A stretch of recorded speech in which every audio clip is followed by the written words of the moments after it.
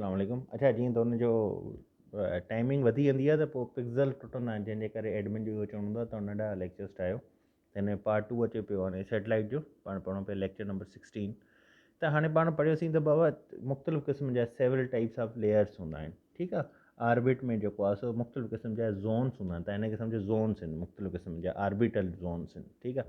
हाणे इन्हनि orbital zones खे पाण टिनि मेन हिसनि में डिवाइड कयूं था। नंबर 1 ते लियो, ठीकु आहे, लोअर जेको आहे सो अर्थ आर्बिट, ठीकु आहे, medium earth orbit and higher earth orbit, ठीकु आहे। हाणे लोअर जेको अर्थ आर्बिट आहे, ठीकु आहे, इहो केस खां वठी करे केसि ताईं हूंदो आहे, जंहिंखे पाण लियो चऊं। इहो अर्थ खां 160 किलोमीटर खां वठी करे 20,000 किलोमीटर ताईं ईंदो आहे, ठीकु आहे। उन खां पोइ अचे थो मियो।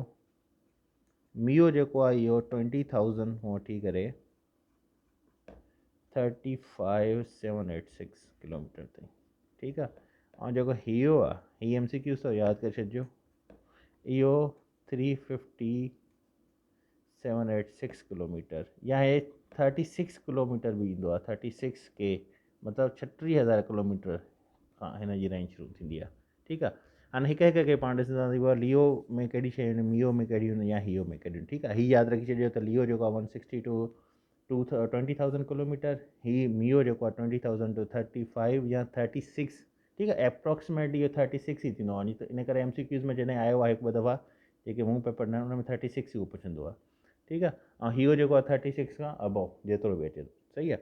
हाणे जेको लियो आहे, इहा जेकी लोन आहे, इहा जेकी ज़ोन आहे, इन में तव्हांजा ऑलमोस्ट उहे एक्टिविटीज़ जेके ह्यूमन कयूं आहिनि, ठीकु आहे, अपार्ट फ्राम अपोलो, जेकी फ़्लाइट वई, जेकी चंड ते मोकिली वई, पहिरीं फ़्लाइट जॾहिं इंसानु वञी करे क़दम रखियो, उन खां सवाइ जेके बि मेन जी एक्टिविटीज़ आहिनि, ह्यूमन एक्टिविटीज़ जेके स्पेस में थियूं आहिनि, उहे सिर्फ़ु थी हुई लियो में, जेकी पहिरीं ज़ोन आहे, ठीकु आहे, पहिरीं ज़ोन जे अंदरि ई थी, ठीकु आहे।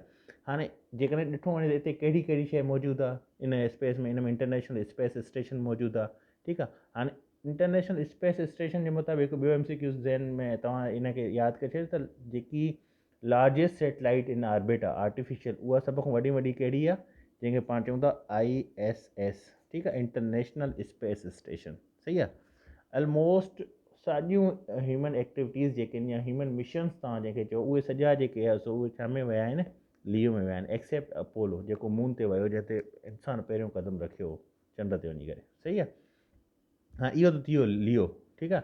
हाणे लियो में ॿियो छा आहे त जेके बि ज़मीन जा सैटेलाइट आहिनि, जेके 0.5 मिलियंस आहिनि तादाद में, ठीकु आहे, उन मां जेको आहे so most of the satellites जेके आहिनि उहे छा में मौजूदु आहिनि, उहे लियो में मौजूदु आहिनि, सही आहे। मियो खे पाण हिकु ॿियो नालो बि ॾींदा आहियूं, हिनखे चइबो आहे जियो स्टेशनरी या जियो साइनिक, ठीकु आहे। जियो स्टेशनरी ऑर्बिट बि हिनखे चइबो आहे, मियो खे जियो स्टेशनरी ऑर्बिट, ठीकु आहे। हाणे जियो स्टेशनरी ऑर्बिट जेको आहे, इहो बेस्ट स्पॉट आहे छाजे लाइ, कम्युनिकेशन या नेविगेशन जेके सैटेलाइट्स आहिनि, कम्युनिकेशन जेके पाण खे मोबाइल जे थ्रू कम्युनिकेशन पंहिंजी थिए थी, या दुनिया भर में जेकी कम्युनिकेशन थिए थी, इन जे लाइ, या नेविगेशन जेके पाण खे GPS सिस्टम के ज़रिए पाण खे हिकु जाइ खां ॿी जाइ ते कंहिं अजनबी शहर में वञिणो हूंदो आहे, या कंहिं अजनबी मुल्क में वञिणो हूंदो आहे, त पाण खे रस्तनि जी ख़बर न हूंदी आहे, पाण GPS जे थ्रू जेको आहे पंहिंजे एड्रेस ते पुॼंदा आहियूं। त उन लाइ जेको बेस्ट आहे, तव्हांखां पुछियो वञे थो बाबा GPS नेविगेशन या जेको आहे सो कम्युनिकेशन सैटेलाइट्स उहे कहिड़े ज़ोन में हूंदा आहिनि, त उहे मियो में हूंदा आहिनि, या जियो स्टेशनरी ऑर्बिट में हूंदा आहिनि, सही आहे। इहा केसि ताईं आहे, हिनखे पाण ऑलरेडी पढ़ी आया आहियूं, 35,786 या 36 किलोमीटर ताईं तव्हां चई सघो था, 20,000 खां वठी करे, सही आहे।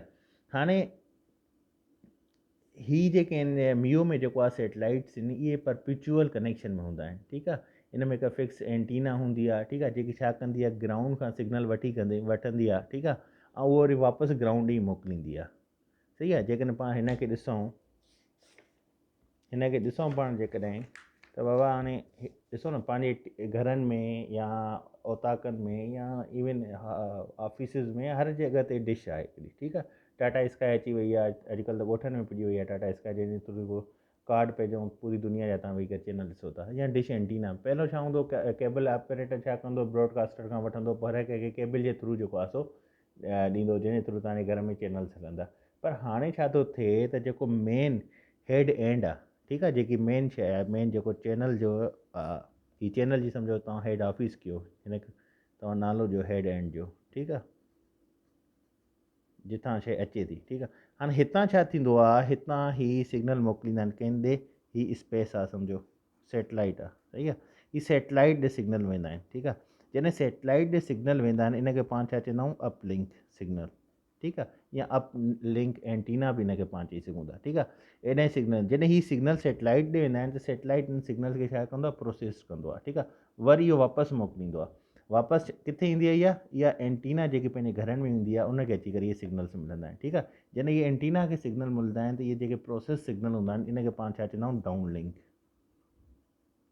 ठीकु आहे। ही बीम्स जी शक्ल में आहे, ही सिग्नल बि बीम्स जी शक्ल में वापसि ईंदा आहिनि। ही बीम डाउनलोड थींदी आहे, ही बीम अपलिंक चई सघो तव्हां हिनखे, ठीकु आहे। जॾहिं ब्रॉडकास्टर जेको आहे सो सिग्नल मोकिलींदो आहे त इहे वेंदा आहिनि सैटेलाइट ॾे, सैटेलाइट वरी इन सिग्नल खे प्रोसेस करे वापसि जेको आहे सो मोकिलींदो आहे एंटीना, एंटीना वरी केबल जे थ्रू पंहिंजी टीवी हलाईंदी आहे, टीवी ते पाण वेही करे चैनल्स ॾिसंदा आहियूं, जेकी इंफॉर्मेशन पाण खे मिलंदी आहे, सही आहे। त इहो छा आहे, इहो हिकु चैनल जो एग्ज़ाम्पल मां तव्हांखे ॾिनो त बाबा कम्यूनिकेशन जे लाइ, ठीकु आहे न, जेको आहे सो मियो में जेकी थिए पई उन जे थ्रू कीअं था सैटेलाइट ॾे सिग्नल वञनि, उहो कीअं पाण ॾे अचे थो, उन जे थ्रू पूरी दुनिया जी पाण खे मालूमात मिले थी, टीवी ते वेही करे ॾिसंदा आहियूं न्यूज़ चैनल, पूरी दुनिया जा हर शइ पाण खे ख़बर पए थी। त हिन जो हुयो मियो। हाणे जेको हियो आहे, ठीकु आहे, जंहिंखे पाण हायर जेको आहे सो अर्थ ऑर्बिट चऊं था। हाणे इहो जेको आहे सो बेसिकली इहो सभ खां आख़िर में ईंदो आहे, इन जी जेकी आहे सो छा आहे, एल्टीट्यूड 36 किलोमीटर, ठीकु आहे। हाणे हीअ छा आहे, इहो पोलर ऑर्बिटिंग सैटेलाइट बि हूंदा आहिनि हिन में, वेदर सैटेलाइट बि आहिनि हिन में, टेम्परेचर सैटेलाइट बि हिन जे अंदरि हूंदा आहिनि, या फसल जे बारे में जेकी पाण खे मालूमात मिलंदी आहे, उहा बि सॼा हिकिड़ा सैटेलाइट किथे हूंदा आहिनि, उहे हायर अर्थ ऑर्बिट जे अंदरि, ठीकु आहे। त हीअ हिन जा बेसिकली 3 ज़ोन्स आहिनि, मेजर ज़ोन्स, ठीकु आहे, जंहिंमें पाण ऑर्बिट ज़ोन्स जंहिंजे अंदरि मुख़्तलिफ़ क़िस्मनि जा सैटेलाइट्स हूंदा आहिनि। त पाण खे ख़बर पइजी वई त बाबा जे सैटेलाइट्स आहिनि, ॿिनि क़िस्मनि जा हूंदा आहिनि, आर्टिफिशियल सैटेलाइट आहिनि, ठीकु आहे, उनखे अलावा नेचुरल सैटेलाइट आहिनि, नेचुरल सैटेलाइट जेके हर प्लेनेट जे चौगिर्द घुमनि था। ऐं सैटेलाइट चइबो छा खे आहे त हिकु वॾो ऑर्बिट जे चौगिर्द, जॾहिं नंढो वॾे ऑब्जेक्ट जे चौगिर्द जॾहिं नंढो ऑब्जेक्ट को बि रिवॉल्व करे थो पंहिंजे ऑर्बिट में, उनखे पाण सैटेलाइट चऊं था, ठीकु आहे। MCQ अची सघे थो त बाबा अर्थ जो नेचुरल सैटेलाइट कहिड़ो आहे, मून आहे, ठीकु आहे। मून जो साइंटिफिक नालो छा आहे, लूना आहे, ठीकु आहे, इहो अॻ में पाण पढ़ी आया आहियूं, इन जे करे हिनखे लूनर बि चयो वेंदो आहे। त उहो हुनजा थी विया नेचुरल सैटेलाइट, जीअं पाण सैटर्न जा पढ़ियासीं, 53 हुनजा नेचुरल सैटेलाइट्स आहिनि, ठीकु आहे। उन खां अलावा आर्टिफिशियल सैटेलाइट ही पाण खे जेको इहो आइडियो मिलियो आहे, इहो बेसिकली जॾहिं नेचुरल सैटेलाइट्स खे साइंसदान ॾिठो त उन खां इहो आइडियो उन्हनि दरियाफ़्त कयो, ठीकु आहे, जेके हिनखे पाण आसान सिंधी में सम्झूं था। उहो आइडियो वठी करे हाणे इहे नेचुरल सैटेलाइट छो मोकिलिया विया त असांखे मुख़्तलिफ़ क़िस्मनि जी मालूमात मिले, अर्थ जे बारे में, स्पेस जे बारे में, ठीकु आहे, त किथे कहिड़ी शइ थिए थी, या स्पेस में कहिड़ियूं शयूं मौजूदु आहिनि, या डिफरेंट जेके प्लैनेट्स आहिनि उन में कहिड़ियूं शयूं आहिनि, ठीकु आहे, उन जे बारे में मालूमात लाइ पाण स्पेस में छा मोकिलींदा आहियूं, सैटेलाइट मोकिलींदा आहियूं। सैटेलाइट पाण खे मुख़्तलिफ़ क़िस्मनि जी इंफॉर्मेशन ॾींदो आहे, सही आहे। हाणे उहो कीअं ॾींदो आहे, किथे ॾींदो आहे, उहो पाण ॾिठोसीं त उन जा 3 ज़ोन्स आहिनि, लो ज़ोन आहे, मीडियम ज़ोन आहे, एंड हाई ज़ोन आहे, ठीकु आहे। लो ज़ोन में कहिड़ा हूंदा आहिनि, ठीकु आहे, मीडियम ज़ोन में पाण पढ़ी आया, जीअं हाई तव्हांखे मां एग्ज़ाम्पल ॾिनो कम्यूनिकेशन जो, त जेको आहे सैटेलाइट सिग्नल वेंदा आहिनि ब्रॉडकास्टर जे थ्रू, एंटीना में ईंदा आहिनि, एंटीना खां अची करे पंहिंजो चैनल हलंदो आहे, ठीकु आहे। त इहे स्पेस जे हिन सैटेलाइट जे थ्रू थिए थो। उन खां पोइ हायर आहे, हायर में छा आहे, जेकी पंहिंजी वेदर फोरकास्ट थिए थी, इहो पाण ॿुधाईंदा आहिनि बाबा सुभाणे हिते बारिश थिए पई, हिते जेको आहे सो साइक्लोन उभिरे पियो, हिते तूफ़ान अचिणो आहे, ठीकु आहे। त इहे वेदर फोरकास्ट आहिनि, ठीकु आहे, या टेम्परेचर फोरकास्ट आहे, या जेकी फसल जे बारे में पाण खे मालूमात ॾिनी वेंदी आहे, ठीकु आहे, इहा पाण खे किथां ॾिनी वेंदी आहे, हायर मां, ठीकु आहे। नेविगेशन किथे ईंदो आहे, उहो बिल्कुलु हेठि ईंदो आहे, जेको GPS सिस्टम पाण खे ॿुधायो वेंदो आहे, उहो बि छा में ईंदो आहे, उहो बि मीडियम में ईंदो आहे, सही आहे। त हे हिन जा, उन खां अलावा पाण 4 पार्ट्स पढ़ियासीं हिन जा, ठीकु आहे। 4 पार्ट्स कहिड़ा आहिनि पाण जेके पढ़ियासीं। नंबर 1 ते पावर सिस्टम आहे हिन जो, जेको न्यूक्लियर या सोलर बि थी सघे थो, ठीकु आहे। नंबर 2 ते कंट्रोल एटीट्यूड जे लाइ हिकु डिवाइस हूंदी आहे, जेकी आर्टिफिशियल सैटेलाइट जी एक्टिविटी खे कंट्रोल कंदी आहे। नंबर 3 ते हिन जी एंटीना हूंदी आहे, जेकी सिग्नल्स खे रिसीव कंदी आहे ऐं ट्रांसमिट कंदी आहे। नंबर 4 ते हिन में अंदरि पेलोड हूंदो आहे हिकिड़ो, ठीकु आहे। पेलोड जो मतिलबु हिन जे अंदरि अहिड़ा औज़ार हया वेंदा आहिनि, जेके पाण खे मुख़्तलिफ़ क़िस्म जी मालूमात डिटेक्ट करे ॾींदा आहिनि, ठीकु आहे। त हीअ हुयो पंहिंजो सैटेलाइट। आई होप कि तव्हांखे बिल्कुलु सम्झ में अची वियो हूंदो। हाणे हिन में इहो आहे त कुझु दोस्तनि खे थोरी शिकायत थी आहे त साईं थोरो लेक्चर खे शॉर्ट करे थो या मिस करे थो। असल में जेकी वन पेपर जी तयारी आहे उहा सब्जेक्टिव जी तयारी खां बिल्कुलु मुख़्तलिफ़ आहे। त वन पेपर जी तयारी में मां इहो सोचींदो आहियां त जेतिरो थी सघे तव्हांखे ऑब्जेक्टिव तरफ़ खणिजी वञे, त जीअं तव्हां वन पेपर में उनखे सही तरीक़े सां उन जेको तव्हांजो टॉपिक आहे उनखे अहिड़े तरीक़े सां तव्हां कयो त तव्हांजो वन पेपर बिल्कुलु ई जॾहिं उन मां को बि MCQs पुछे त तव्हां लाइ आसान थी वञे। त वन पेपर जी तयारी वन पेपर जे हिसाब सां ई कयो।